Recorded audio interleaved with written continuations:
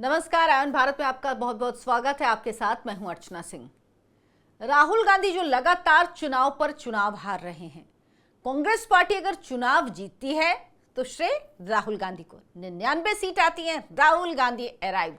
लेकिन अगर हार रही है तो राहुल गांधी को, कांग्रेस पार्टी को छोड़कर सबकी गलती हो सकती है। बीजेपी की ज्यादा सीटें हैं, सबकी गलती हो सकती है, लेकिन राहुल गांधी की गलती नहीं हो सकती।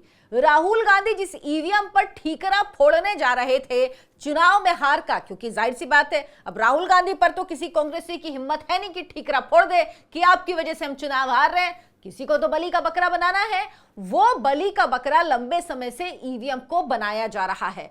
लेकिन राहुल गांधी किस तरह से कांग्रेस पार्टी में अपने ही इस वर्जन को लेकर, अपने ही इस नैरेटिव को लेकर कमजोर पड़ गए, उनको समर्थन नहीं मिल पा रहा है। ये इससे साबित होता है कि कांग्रेस की सीडब्ल्यूसी की बैठक हुई जिसमें तमाम प्रस्ताव पारित हुए, लेकिन राहुल गांधी इस बात को लेकर प्रस्ताव नहीं पारित करवा पाए चाहने के बावजूद भी। और इस सीडब्ल्यूसी में राहुल गांधी, प्रियंका गांधी वाड्रा, सोनिया गांधी तीनों इस सीडब्ल्यूसी के मेंबर हैं। ईवीएम को लेकर कोई प्रस्ताव पास नहीं करवा पाए कि ईवीएम की जगह बैलेट पेपर से चुनाव होना चाहिए। सीडब्ल्यूसी में सोचिए, राहुल गांधी चाहने के बाद भी ये प्रस्ताव पारित नहीं करवा पाए। समझ लीजिए राहुल गांधी की हालत अब क्या हो गई है कांग्रेस पार्टी में ही। सबसे पहले तो कांग्रेस पार्टी को यह जवाब देना चाहिए कि जब 2014 में उसकी 44 सीटें आई थी, मात्र 44 सीटें, अब तक का कांग्रेस का सबसे लोएस्ट आंकड़ा था 44 सीटें। उस समय तो उन्हीं की सरकार थी, यूपीए की सरकार में ही चुनाव हुआ था। और जिस तरह से कांग्रेस पार्टी कहती है कि चुनाव मैनिपुलेट किए जाते हैं, चुनाव आयोग जो है ये सरकार के हिसाब से चलता है, तो इनके हिसाब से चलता होगा, इसीलिए जानते हैं। तो इन्होंने कितना मैनिपुलेट कर लिया था कि 44 सीट पर आ गए थे, या उस समय भी नरेंद्र मोदी ही मैनिपुलेट करने गए थे, ये नहीं कर पाए थे। इसका जवाब इनसे मांगिए, कभी नहीं दे पाएंगे। दूसरी तरफ अब इनको लगता है कि कोर्ट भी इनकी बात सुनने को राजी नहीं है। कोर्ट ने भी लताड़ लगा दी। कोर्ट क्या कहते हैं कि जब आप जीतते हैं तब आपको कोई शिकायत नहीं होती, लेकिन अगर आप हार जाते हैं तो ईवीएम में गड़बड़ी का ताना देते हैं। चुनाव आयोग 3 बार कह चुका है। एक बार तो चुनाव आयोग ने 3 दिन तक ईवीएम मशीन रखी और बोला राजनीतिक दलों से कि आप लोग आइए, हैक करके मशीन दिखाइए, खुले में मशीन रखिए, इसको हैक करके दिखाइए, वीडियोग्राफी हम करेंगे। लेकिन ये लोग पता क्या कहते हैं, हमको घर ले जाने दीजिए जी। अरे भाई, आप कह रहे हैं ना हैक हो जाती है, आप और किसी को मना नहीं किया था। आप अपने साथ इंजीनियर्स को लेके आइए, आईटी एक्सपर्ट्स को लेके आइए, ऐसे लोगों को लेके आइए जो हैक करें। ईवीएम मशीन रखी है, आपके पास पूरा समय, आप हैक करके दिखा दीजिए। कोई गया ही नहीं था। तो इनके पास दरअसल कोई रास्ता ही नहीं बचा है। और कांग्रेस पार्टी अब इसकी वजह से क्या कर रही है आपको पता है? पूरी चुनावी प्रक्रिया को ही शक के दायरे में लाने की कोशिश कर रही है। अब यह कहा जा रहा है कांग्रेस पार्टी की तरफ से कि सिर्फ ईवीएम में प्रॉब्लम नहीं है, सिर्फ ईवीएम से चुनाव में गड़बड़ नहीं हो रहा है, बल्कि पूरी चुनावी प्रक्रिया ही गड़बड़ की गई है। वोटर लिस्ट में गड़बड़ी की गई है, लोगों को बूथ तक लाने में गड़बड़ी, मतलब हर चीज में गड़बड़ी है, सब कुछ खराब किया गया है। क्यों? क्योंकि दरअसल ईवीएम को लेकर कांग्रेस पार्टी में ही राहुल गांधी को समर्थन नहीं मिल रहा। हर एक व्यक्ति इनके समर्थन में है नहीं। आपको याद होगा पी चिदंबरम ने कहा था कि मुझे तो ईवीएम से ज्यादा बैलेट पेपर का शिकार हूं मैं, मुझे बैलेट पेपर से ज्यादा प्रॉब्लम हुई थी, मुझे ज्यादा दिक्कतें हुई थी। उनके बेटे कार्ति चिदंबरम कह चुके हैं। तो ऐसे नेता हैं, वो गृह मंत्री वो थे पी चिदंबरम, कोई छोटा मोटा व्यक्ति नहीं कह रहा है। देश का गृह मंत्री जो रह चुका है वो व्यक्ति ये बात कह रहा है, इसलिए उनकी बात महत्वपूर्ण हो जाती है। लेकिन कांग्रेस पार्टी दरअसल कोई चीज नहीं। कांग्रेस पार्टी क्यों 99 सीट जीतने के बाद कांग्रेस पार्टी को लगा कि हमने बहुत कुछ कर दिया, क्योंकि वो वजह थी झूठ का नैरेटिव जो इन्होंने चलाया, वो चल गया कांग्रेस पार्टी का। लेकिन कहते हैं ना, काट की हांडी बार बार नहीं चढ़ती। वो हरियाणा में नहीं चढ़ी, महाराष्ट्र में नहीं चढ़ी, और महाराष्ट्र में जो नतीजे आए हैं वो ये जान लीजिए, ऐसा नहीं कि कोई अप्रत्याशित नतीजे आ गए हैं।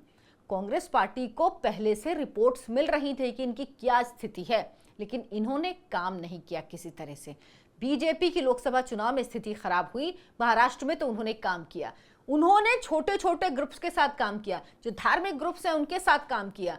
आरएसएस पूरे तौर पर जुटा, जमीन के लेवल पर गए और अपनी पार्टी के लिए काम किया, और बीजेपी पार्टी को यहां तक लेकर आ गई महायुति की। बिल्कुल समझ लीजिए कि सुनामी आ गई, ये स्थिति हुई महाराष्ट्र में। लेकिन कांग्रेस पार्टी दरअसल 99 सीट के उस घोड़े पर सवार थी जो 2024 के लोकसभा चुनाव में मिले थे।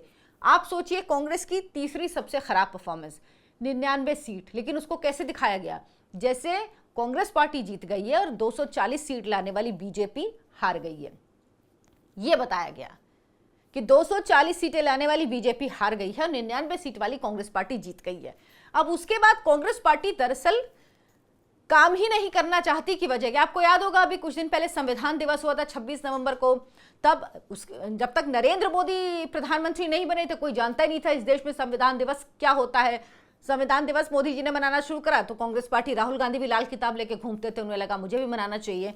आपको याद होगा मल्लिकार्जुन खड़गे ने क्या कहा था, मोदी जी आप ईवीएम अपने घर में रखो, अमित शाह जी आप ईवीएम अपने घर में रखो, नहीं तो गुजरात के गोडाउन में रखो जी, हमको नहीं चाहिए ईवीएम, हमको तो बैलेट पेपर से वोट होना मांगता। तो सीडब्ल्यूसी में क्यों प्रस्ताव नहीं पास किया। मैंने तब भी कहा था कि मल्लिकार्जुन खड़गे सिर्फ और सिर्फ राहुल गांधी की भाषा बोल रहे हैं, राहुल गांधी ये चाहते हैं। और क्या कहा था, हम राहुल गांधी से कह रहे हैं कि वो जैसे भारत जोड़ो यात्रा निकली थी वैसे ही बैलेट पेपर के लिए, ईवीएम मशीन हटाने के लिए एक यात्रा निकालें ताकि बैलेट पेपर से चुनाव हो सके। अब इनको ये लगता है कि बैलेट पेपर से चुनाव होंगे तो ये जीत जाएंगे। 1984 में कांग्रेस को मतलब जिसे कहना चाहिए कि अभूतपूर्व बहुमत मिला, उसकी वजह थी इंदिरा गांधी की हत्या, उस वजह से सिंपैथी वेव का वोट मिला। लेकिन 89 में कांग्रेस की हालत खराब हो गई, कांग्रेस 150 सीट भी नहीं पहुंच पाई थी उस वक्त। तो उस वक्त राजीव गांधी ने क्या कहा था, राजीव गांधी ने एक कैलकुलेशन दिया, गजब का कैलकुलेशन दिया। उन्होंने कहा कि जो बीजेपी 1984 में 8% वोट के साथ केवल 2 सीट ला पाई थी, वो 12% वोट के साथ इतनी सीटें कैसे ला सकती है। मतलब वो मानने के लिए राजी नहीं थे कि बीजेपी की इतनी सीटें आ गई। अब ये कौन सा कैलकुलेशन था पता नहीं, तब उनकी सरकार थी, तब तो चुनाव भी बैलेट पेपर से ही होते थे। ऐसा नहीं है कि अभी परेशानी है कांग्रेस पार्टी को, ये इनकी पुरानी बीमारी है।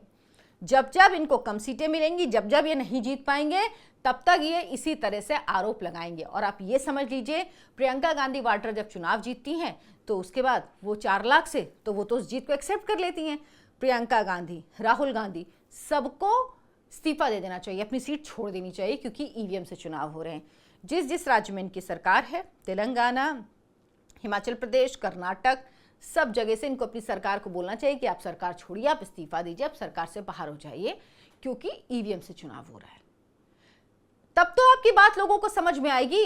मैं आंकड़े के जरिए आपको एक वीडियो में बता चुकी हूं कि कितना मुश्किल है, लगभग ये संभव ही नहीं है। जितनी संख्या में ईवीएम इस्तेमाल होती हैं, जितनी संख्या में एक जो है पोलिंग सेंटर में जो एक विधानसभा का क्षेत्र होता है उसमें जिस संख्या में ईवीएम मशीनें लगती हैं, संभव ही नहीं है कि किसी मशीन में कोई मैनिपुलेशन किया जा सके। आपको कई बार कह चुका है जो ये है चुनाव आयोग है, वो कह चुका है। अब क्या हुआ है, दरअसल जब महाराष्ट्र में चुनाव हुआ उसके बाद कांग्रेस पार्टी, जानते हैं, रोते रोते वो पहुंच गई इलेक्शन कमीशन के पास और कहा कि साक्ष्य प्रस्तुत करेंगे, इसके लिए हमें व्यक्तिगत सुनवाई का मौका दिया जाना चाहिए।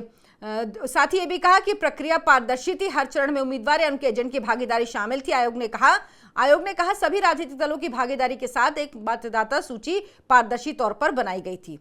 अब क्या कहा है चुनाव आयोग ने 3 दिसंबर को कांग्रेस पार्टी के प्रतिनिधिमंडल को बुलाया है। ये पहली बार नहीं, पहले भी कई बार हो चुका है। सभी जितनी बातें कही गई हैं वो बातें सुनी जाएंगी। उसके बाद आयोग ने कहा है कि वो लिखित में जवाब देगा, हर एक बात का लिखित में जवाब देगा। अच्छा, एक चीज कही गई इनकी तरफ से कि अंतिम मतदान प्रतिशत में अंतर क्यों आया। हमेशा होता है, आज होता है क्या भाई? आपके पास काउंटिंग जो आती है, आपके पास 3 बजे के 5 बजे आएगी, आपको वो पूरी तरह से अपडेट नहीं हो पाती। और ये आज से नहीं, आप कभी भी देखिए, हमेशा यही होता रहा है। तो निर्वाचन आयोग ने क्या कहा है कि इसमें कोई भी गलती नहीं है, संबंधित मतदान केंद्रों के आंकड़े उपलब्ध हैं और सत्यापन योग्य हैं। आयोग ने कहा शाम 5 बजे के मतदान के आंकड़ों और अंतिम मतदान प्रतिशत में अंतर प्रक्रियागत प्राथमिकताओं के कारण था, क्योंकि पीठासीन अधिकारी मतदान के आंकड़ों को अपडेट करने से पहले कई वैधानिक कर्तव्यों का पालन करते थे। ये बात बता दी, और ये हमेशा से होता रहा। लेकिन अब कांग्रेस कभी कहेगी वोट नहीं पड़ रहा, कभी कहेगी एक 99% 4 थी, एक 60% 4 थी, पता नहीं कहां से लॉजिक लेके आते हैं। कुल मिला के राहुल गांधी को ही कांग्रेस पार्टी में समर्थन नहीं मिल रहा है। ईवीएम को लेकर बाहर तो छोड़ दीजिए, बाहर जाने दीजिए, अगर मिल रहा होता ना तो ये सीडब्ल्यूसी में ये प्रस्ताव पारित हो जाता। तो जो राहुल गांधी अपनी पार्टी के अंदर ये प्रस्ताव पारित नहीं करा पाए हैं, उन्हें लग रहा है कि जनता उन राहुल गांधी की बात मानेगी, उन्हें लग रहा है कि जनता को वो समझा पाएंगे कि भाई हम में कोई परेशानी नहीं है, हम में कोई खराबी नहीं। पता है क्यों होता है? इंटाइटलमेंट की भावना। राहुल गांधी को लगता है मैं तो राजा बनने के लिए पैदा हुआ हूं, मैं कैसे हार सकता हूं, मुझे तो कोई हरा ही नहीं सकता, मैं तो सत्ता के लिए ही बना हूं। कौन है नरेंद्र मोदी? कहां से आ गया ये जो मानसिकता है ना, दिक्कत ये है।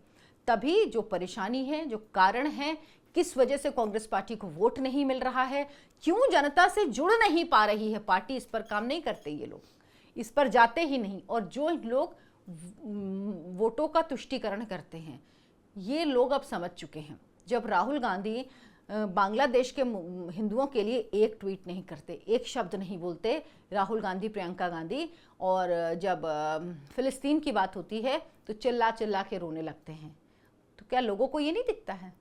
ये हिंदू बाहुल देश है। आपको मुसलमानों के वोट चाहिए, आप रखिए, लेकिन अगर आपको क्या लगता है कि आप हिंदुओं को एकदम किनारे कर देंगे और आप जीत जाएंगे, इससे सीख लीजिए। हरियाणा और महाराष्ट्र दो सबूत हैं कि ये हिंदू के जागने के, हिंदू के एक होने के, हिंदू के ये समझने की कि कौन उनके साथ है और कौन उनके साथ नहीं है, दूसरों के साथ है। क्योंकि आपको मारा जाएगा जब बहराइच में हत्या होगी किसी हिंदू की, तो राहुल गांधी, प्रियंका गांधी कुछ नहीं बोलेंगे, लेकिन जब संभल में जो दंगाई हैं, जो खुद दंगा कर रहे हैं, उनके ऊपर ही उनका देसी पिस्तौल फट जाएगा, उस पर चीख चीख के रोने लगेंगे, उस पर विलाप शुरू हो जाएगा। लोगों को ये सब दिखता है, ये पब्लिक है राहुल जी, ये सब जानती है। आपको ये वीडियो कैसा लगा हमें कमेंट करके जरूर बताएं। आप क्या सोचते हैं राहुल गांधी के बारे में? राहुल गांधी राजनीति में क्यों सक्सेसफुल नहीं हो पा रहे हैं? कमेंट करके हमें जरूर बताएं। इस वीडियो को लाइक करें, शेयर करें, ज्यादा से ज्यादा लोगों तक पहुंचाएं। धन्यवाद, नमस्कार।